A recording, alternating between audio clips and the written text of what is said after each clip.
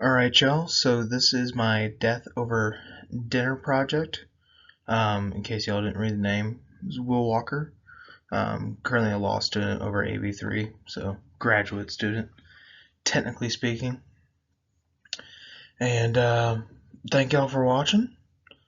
Get right on into it. So this was just the invitation.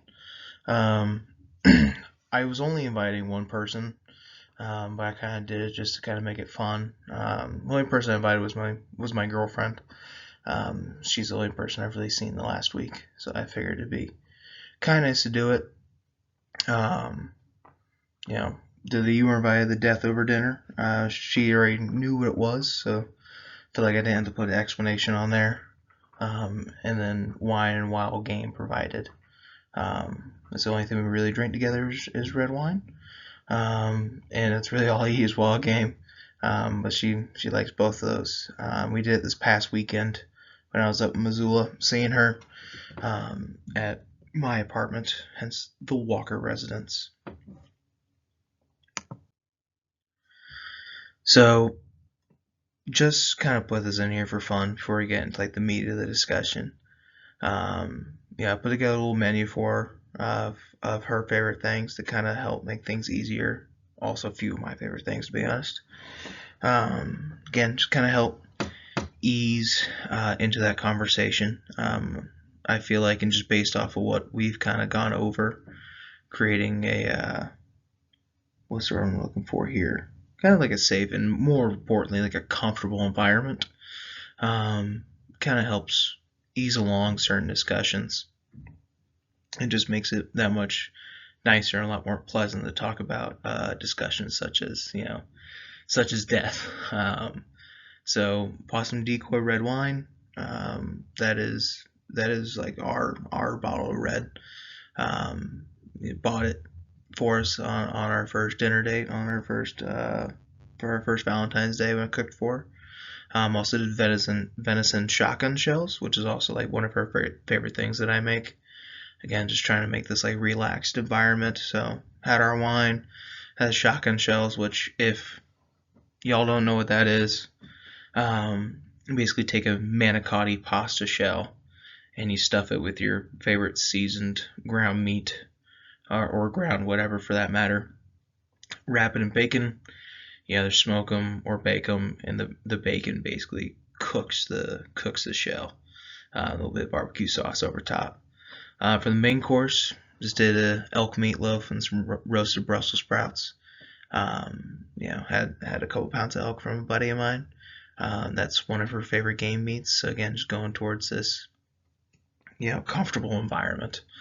And then for dessert, she lives right off of South Higgins, so promised promised that if she sat down with me and did this project and if she had a good time, I'd walk her down to Dairy Queen for dessert once all the discussions had kind of concluded, so we weren't getting sidetracked when we came back.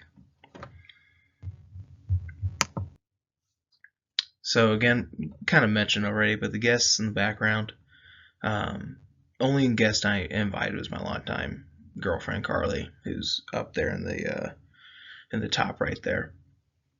And I kind of did this just because over the last year we both had relatives and friends pass, expected and not expected, and we really haven't had the time to sit down and really unpack those things. And I saw this project as a really great opportunity to kind of discuss those things, especially discuss them over a decent dinner, and have those conversations without the possibility of emotions kind of getting out of hand, but they can be sometimes. That can happen with such a topic as death. Emotions, whether they've been processed or not, can flare up quite easily, as I think we've learned in this course. Hence why this Death Over Dinner is actually a really awesome idea to go over and do. I think it did a lot for the both of us. But she's had some family friends pass. I've had 3 grandparents passing last year. Had one of my rugby brothers pass. So at some point that needed to get unpacked. Also, again, just the topics covered. Like I said before, death of 3 of my grandparents, my mom's dad. And I don't mean to make this too personal, but I wanted to kind of give detail on the topics we covered. So it just didn't seem like we were breezing. I was breezing to this project. So my mom's dad and then both of my dad's parents within the last 12 months. My mom's dad passed in July, and then between January and March of this past year, both of my dad's parents. Also in January, one of my rugby brothers suddenly passed from complications with a back injury he sustained while he was in Afghanistan. And had his memorial service in February, and I hadn't really talked about it until this dinner, to be honest. And she also had one of her close family friends and one of her longtime school teachers actually passed us this past spring. That not only messed with her family, but I think it messed with her more than it messed with the rest of her family. It was quite obvious that she was visibly upset, but both of us kind of tend to bottle things up, and it was hard to kind of get her to open up, just kind of off the fly, off the rip. And again, we went over that, with a topic such as death, as we went over in class. It's kind of hard just to jump right into it. People process their own things in their own time. And you can't force them to speak. You just have to kind of create an environment, a trusting environment, a comfortable environment, so that way they're more willing to open up and process any emotions or thoughts or just general feelings that they've suppressed. Also, her grandfather did not pass, although it looked like he was going to. He was in hospice for about 9 months. Actually, he's back and living at home. Nobody knows what happened, but he pulled through hospice. But my grandmother that just recently passed was also in hospice, and it seemed like those two experiences were very different. And I want this to be a topic we kind of covered as we're getting older, starting to get jobs, and starting to think about planning a family. And so obviously with that comes the idea of estate planning. And we wanted to address that topic now since we have different feelings about it. If we get to that point, do we want hospice? If we're getting to the point of hospice, do we want them to just pull the plug on us in there? Or drug me up to the point where I'm just kind of incoherent, but I'm not feeling pain, or would I rather be at home with private health care, or even forego any health care and just sit at home in the rocking chair until somebody walks in on me because I had a heart attack. And then we also discussed our cultural differences and, again, our philosophical differences. She's Great Falls born and raised. I want to say she's second or third generation Montanan. And I grew up in a more rural area of Virginia. So difference between growing up in the Rockies and growing up in the Southeast. And my family's been in the Southeast since we got there in like 1700. There are a lot of old Southern ideas kind of ingrained in the blood almost, that a lot of me and my family members all kind of carry with us. Versus, she's a hard-nosed Rocky Mountain woman. She has her own feelings, her own ideas, and so I think a lot of the reason we didn't have these conversations because we felt like we might be too far apart, just two different worlds clashing, and that isn't always conducive to a healthy conversation about death.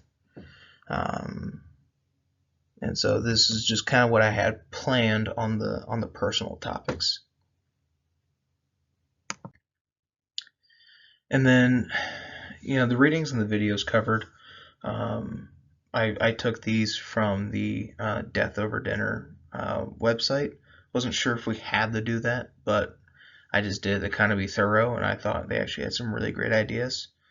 So the first one I actually chose because of a personal reason. The 9 things no one tells you about scattering ashes. That's because all 3 of my grandparents have been cremated, and all 3 of those grandparents had different wishes for their ashes. Some of which I agreed with, some of which I didn't.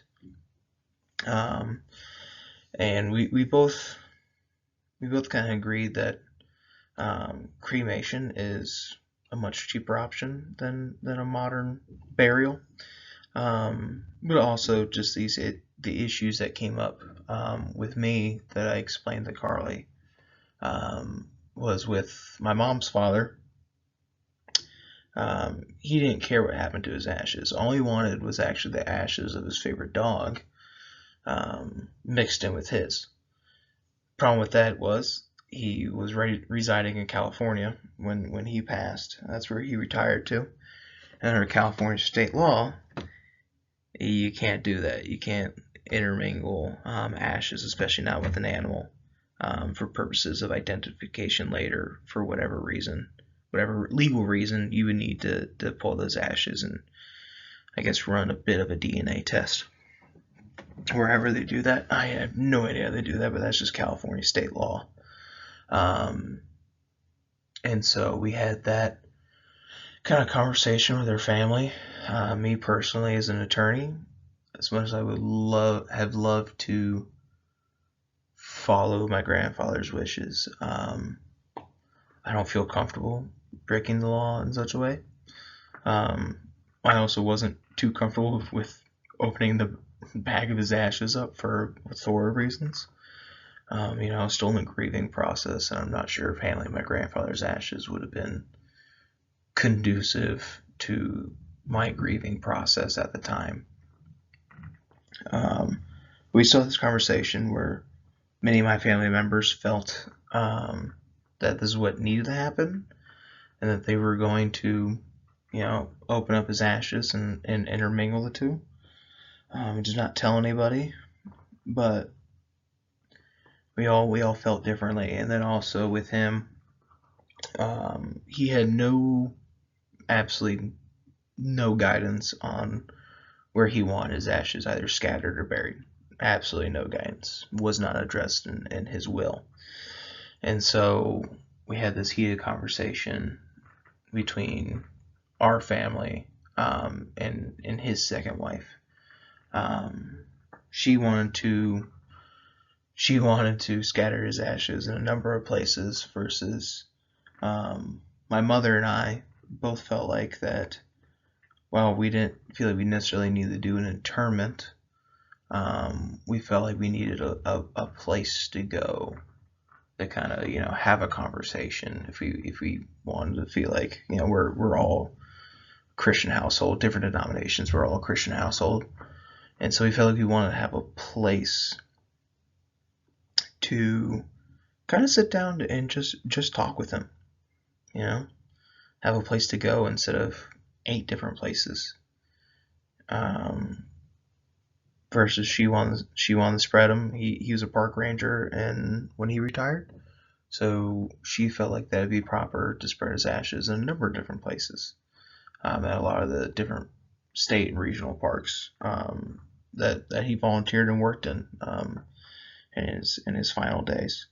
And that's not necessarily the wrong thing to do, but it's just a conversation family has to have one way or another. And then the last issue with just my mom's father was his second wife was Catholic. My grandfather was not a Catholic, so she wanted to intern his ashes in a predominantly Catholic cemetery, which my mother's Catholic, and so she had no issues with that. But for me, it just kind of rubbed me the wrong way. I feel like, again, needed a place, but I don't think he should have been buried, amongst a denomination he didn't follow. And I never knew his reasoning why he wasn't Catholic. Knowing him, he was probably just too lazy to convert for his second wife, and I wholeheartedly respect that. But it'd be kind of, burying different denominations in an area. If someone who followed the Jewish faith probably wouldn't want to be buried in a Catholic church, was kind of my reasoning behind it in my general thought process. As for my other two grandparents, again, they were adamant about being cremated, and no intermingling of ashes, so that problem solved itself. The issue we again had was there was no instruction for their ashes. Literally in both their wills, they said the family can do with them what they want. That doesn't make a conversation very easy between uncles and aunts and cousins and all that, for a family of 10 people with different memories and different thoughts, to come to a fantastic decision. And even doing math, 4 months later, 6 months later, depending on the grandparent you choose, we still haven't made a decision on where to spread or bury their ashes. We've come to the conclusion we want, or my side of the family's come to the conclusion that we like to bury ashes, again, to have kind of a place to go and a place to grieve, a central focal point, versus aunts and uncles and cousins feel like that's not important. Some would rather have them on their mantle. Some would rather have them, scattered down the Potomac River, which we all grew up on. And so this article kind of opened up that conversation for us. Carly's never experienced any of this, so it was more, after going through this piece, it was more me talking. It was more me talking, her listening, her digesting my thoughts and feelings and opinions about cremation, and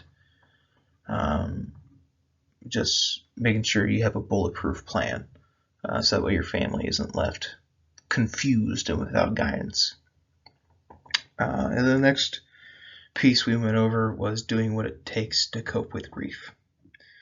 And I felt I chose this one personally because I thought it really pertained to both Carly and I. Like I believe I mentioned before, we're not very open people.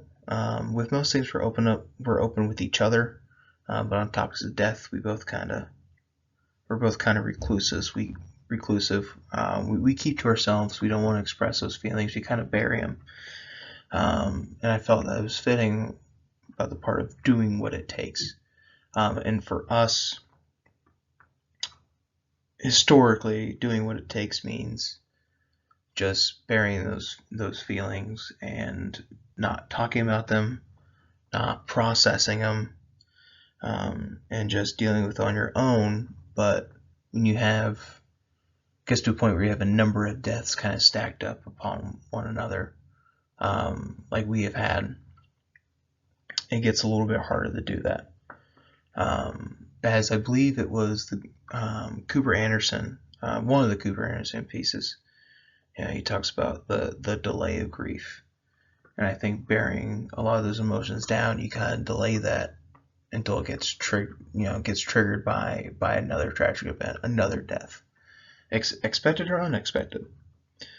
And as I think what we've both kind of experienced in the last year is, with all these deaths occurring around us, we're not only grieving the death at hand, but also reprocessing past emotions, reprocessing grief for one reason or another, going through different scenarios in our head, and just kind of reliving those events that we thought we had put behind us months or even years ago, or actually in both of our cases, even a decade ago.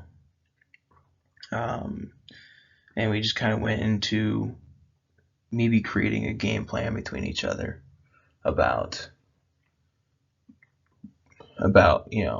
coping with grief in a different way. We don't have to go to a therapist, or we don't have to sit down with our families over lunch and mimosas and just jump right into the conversation. But with us personally, I think we came to the conclusion that we should be trusting of one another at this point, that if an event were to occur, we can open up to each other about it. And the other one should just be there to listen and just ask what the other person needs. And kind of, and then we went over those emotions as well. But I'll go over those in kind of the conclusions page, with everything we just kind of learned and pieced together from that piece. And I also chose the next one because I thought it was fitting for the two of us, and just kind of how we handle these things is the piece, what doesn't kill you. That's kind of always been my thought process on any event in life. The popular saying, what doesn't kill you makes you stronger. Shout out Kelly Clarkson. But that's not necessarily true, because what doesn't kill you makes you, it does make you stronger in a way. But at the same time, if you let enough emotional wounds build up over time, without properly addressing them, then you're just putting your mental health at risk. It can actually be detrimental, as we have both learned over recent months. And this even applies to physical injuries. You got a busted up knee. Yeah, it's not killing you, but if you don't get that checked out and looked at, it could affect your way of life, and it could significantly degrade from your way of life, which again plays into your mental health as a person, as just a general human. And it was good to just kind of have that discussion and talk about in different ways grief has affected us, and kind of make a unofficial game plan on how to address those things, how to address mental wounds, how to address emotional wounds. Making a promise to each other that we weren't going to let things just kind of fester, like an infection for months on end before one of us just emotionally snaps, has a breakdown, or lashes out at the other person, for any number of reasons. And I think this piece was really conducive, not only to the conversation, but just our relationship, which is what I was aiming for, which is this whole game plan of only doing it with her. If this would go to the next slide. So I've touched upon some of these already, but these are just kind of the conclusions and the outcomes that we had. And some of these I haven't touched upon at all, actually.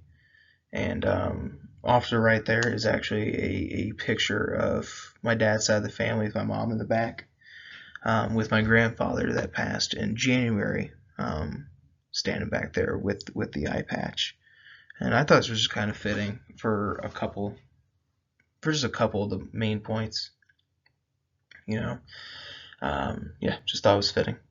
For the first point, the first conclusion we kind of came up with, when we sat down at the end of our general conversation, we did make like a bullet point list. That's where I drew this slide from.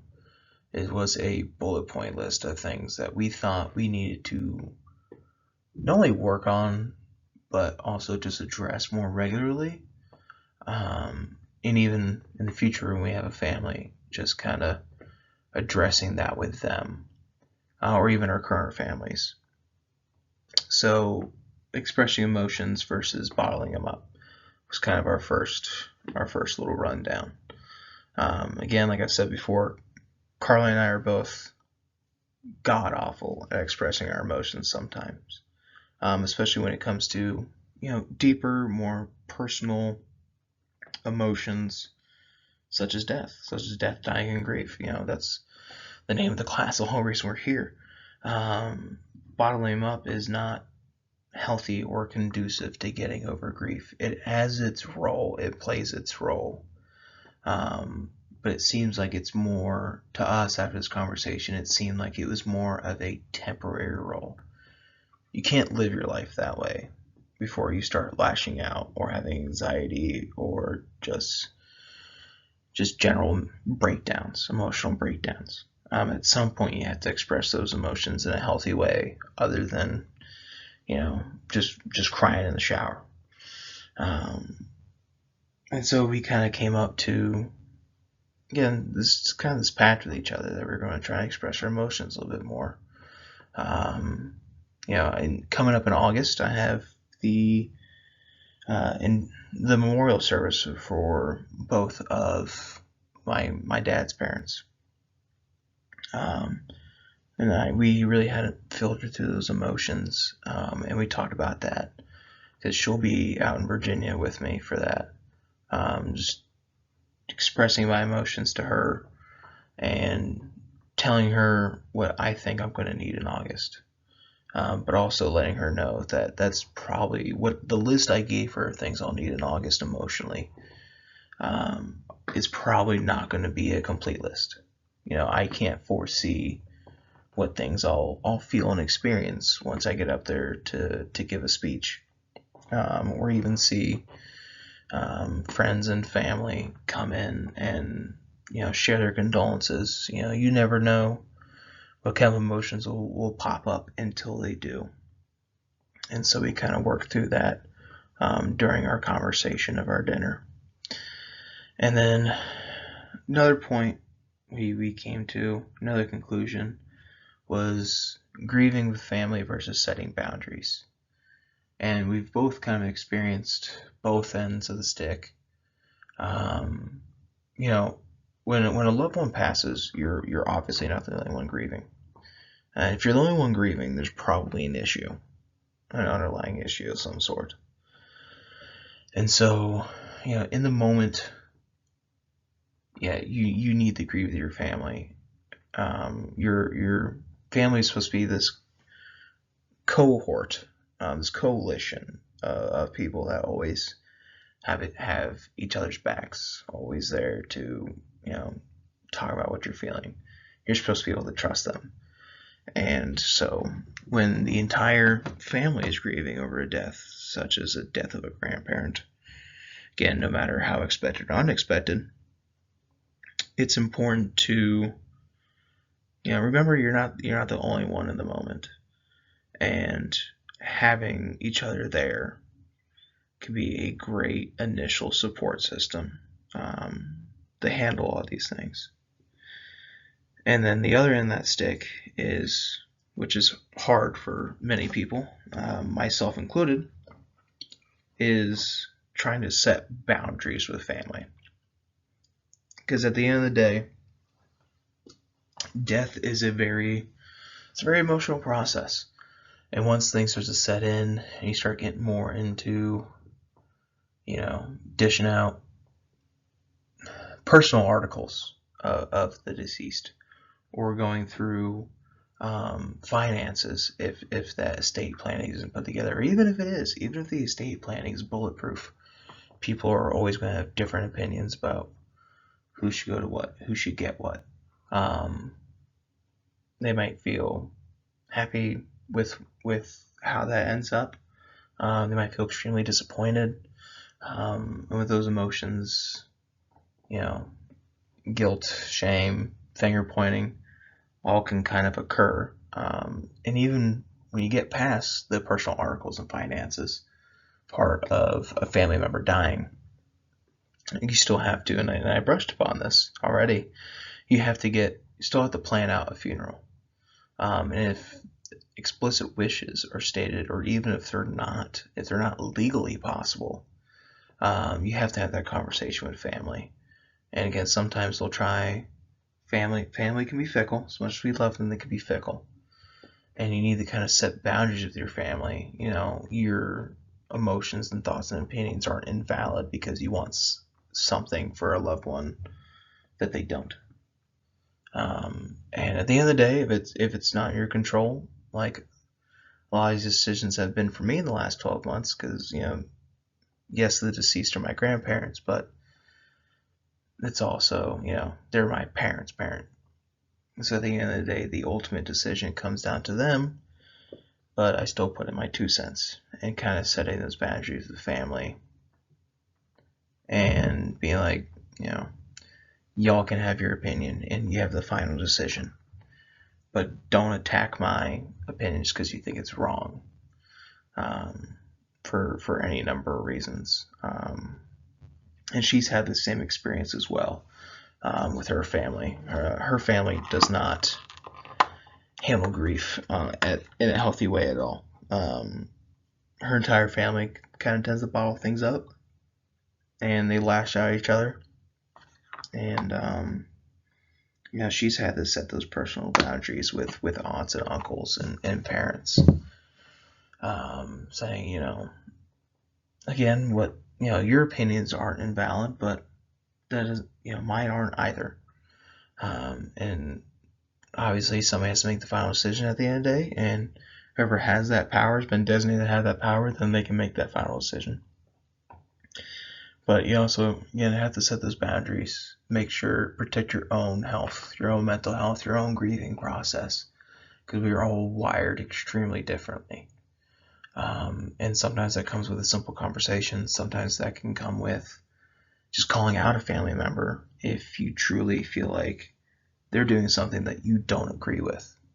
If it's, whether it be just wrong in your opinion or even morally wrong, as we both had experiences with that, with family members going behind the backs of others for a number of different things and situations. Sometimes you have to call those people out and kind of bring them back down to earth and remind them that this isn't just your grieving process, this is everyone's grieving process. And you must be cognizant of everyone else's grief while protecting your own. So setting those boundaries, we thought, was extremely important. And then the process of remembrance and carrying on legacies. And I pulled the general idea from this, actually from a Disney movie, if I'm being completely honest with y'all. I can't remember the name of the Disney movie, but I believe it went something about, a person is not truly dead until they're not remembered. And that has always stuck with me. As long as a person's memory carries on, then they're not truly dead. Somebody remembers them. Somebody remembers all the moments they had with them. Somebody remembers all the lessons they taught them. And just, you have to remember that, you can't just block out those memories. They will stick with you. And the most important thing is to enjoy those memories. The good, the bad, the ugly. We all have memories of our own families and own friends that we prefer not to remember, but they're there. But that kind of adds to the experience of life. It adds to the experience of your relationship with that person. And blocking those out takes away from that person's legacy, that person's death. And I feel like it also takes away from your own personal life. If you got in an argument with your grandfather one time, I've learned to laugh about it now. My grandfather, both of them were hard-headed. They're their own men. We got in fights a bunch. But now I kind of laugh about it as I remember them, saying, that was just them. That kind of added to the appeal of them, because at times you had to respect it. And I do not regret, holding on to those memories. I don't regret having those moments. Again, that's the experience of life. Life is not perfect, as I've kind of found out. And I thought about it for this class, but coming through this class has really hammered that home for me. As with, I can't remember her name, but the piece we read just the other week about the woman who had her entire death planned, did the death support groups. She had her whole death planned out, and it just didn't quite go as she expected, because you can never plan out life perfectly 100%. And then also comes with carrying on legacies, you know, as and this was more coming from kind of my cultural experiences than maybe hers, than Carly's. Was the way I was raised, is you always kind of carry on those legacies that, or carry on, as I should say, legacy, carrying on the lessons that you were taught from the people before you, and that is their legacy. You know, their legacy isn't how much money they made in their life, and their legacy isn't, you know, isn't what car they drove. Their legacy is the lessons they taught you. Whether that be learning how to change your oil. For me, you know, the few things I know off the bat, you know, my grandfather taught me how to fish. He taught me how to clean my first catfish. First person to tell me the difference between alternating and direct current was. Before that, I thought AC/DC was a band. Now, data band, because I'm not that old, but a band. And he taught me all of those things. He taught me how to replace an alternator when I was about 10 years old. And all those things kind of go towards his legacy that I can carry on. But also the personal life lessons that he taught me, and that he gave me as well. As I moved out of the state of Virginia, my grandparents were they were sad, obviously. Their oldest grandchild was going on and going to go through his own life process. But every time I called them, whether it be when I was in upstate New York playing college football, or in Wyoming working for the Forest Service, or even in Montana going to law school, you know, their only questions were, do you enjoy it and are you happy? That's one thing they taught me, is like, as long as you are happy and enjoying your life, then everything else is window dressing, as we say. It doesn't matter. It's just for looks. It's fancy.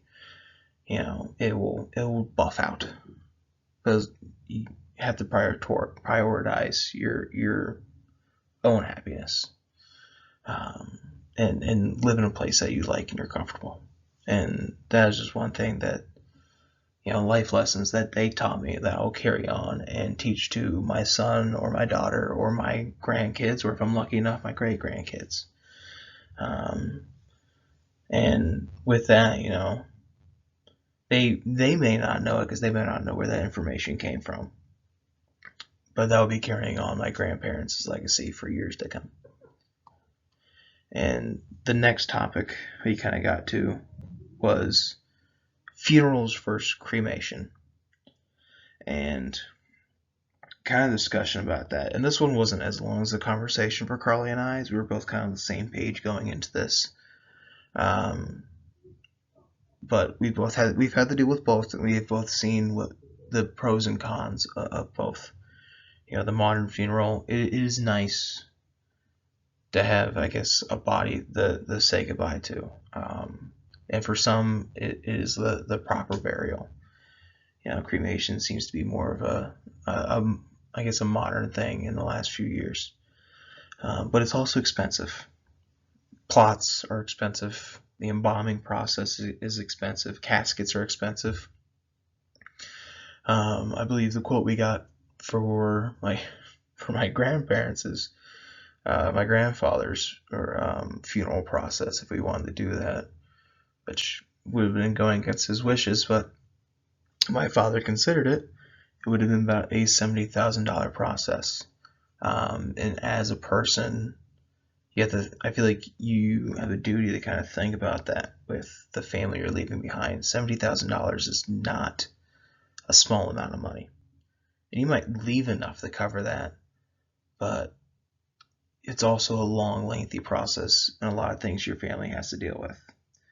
Versus cremation, you know, again, you don't have exactly like a physical body to say goodbye to. For some, it may not seem proper. You won't have this big, beautiful plot to come and visit, or for your loved ones to visit. But it is a lot more practical in today's age. It's a lot cheaper. It's a lot easier. With the cremation process, you have your loved one's remains within a very short amount of time, and then you can choose what to do with them at your own will. Whether it be to spend $10,000 on a plot, or not on a plot, for interment in a cemetery, or as Carly did with her grandmother's ashes. She has a pilot license, fun fact. They spread her grandmother's ashes over the Bob Marshall Wilderness when they flew over. And so just the kind of that conversation, we both came to the same conclusion that we would both want a cremation at the end of the day, in order to kind of help put our loved ones in a better financial spot, and allow them to start the grieving process earlier, which were two things we both thought were extremely important once we get to that point in our lives. And again, I also kind of touched upon this just now, but the spreading ashes versus interment. Having that central location that I put in parentheses there. These are things you have to talk about. These are things you should have planned. Otherwise, you can end up with families fighting over each other, wanting to spread ashes over the Bob Marshall, or as I want to do with my grandmother, is plant her ashes underneath an oak tree back in her hometown in West Virginia, where she's from. And so, having those conversations and making it known what you want done with your remains. And of course, that could just be the answer my grandparents had, which was do what you please. But I feel like it's conducive to a healthier grieving process to have that figured out beforehand, rather than let family fight over it. For me personally, I like having a central location, but I don't like the interment aspect of it. The last thing I want to do is sit on a park bench and stare at a wall of different names. It just doesn't feel comfortable to me. It doesn't feel personal to me. Versus Carly is very much comfortable with the spreading of ashes, as she feels like you don't need a very particular, focused, central location. For her, if she needs to go talk to her grandmother, she can hike into the Bob. And for her, anywhere in the Bob is going to feel like where her grandmother is. Also, don't mention that at the Forest Service because it's mildly illegal. Under the Antiquities Act. A little law fun fact there for you. But again, just having that kind of conversation with yourself, and even if you want, with your loved ones, with your wife or your husband or your children. And if you truly have no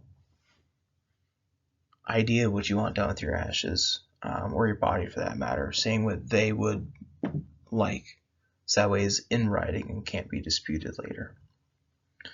But that is the end of my presentation. Hopefully it turned out all right. Been dealing with work and some other things, but I look forward to y'all's replies and y'all's questions, and I'll be checking in on those. So, thank you.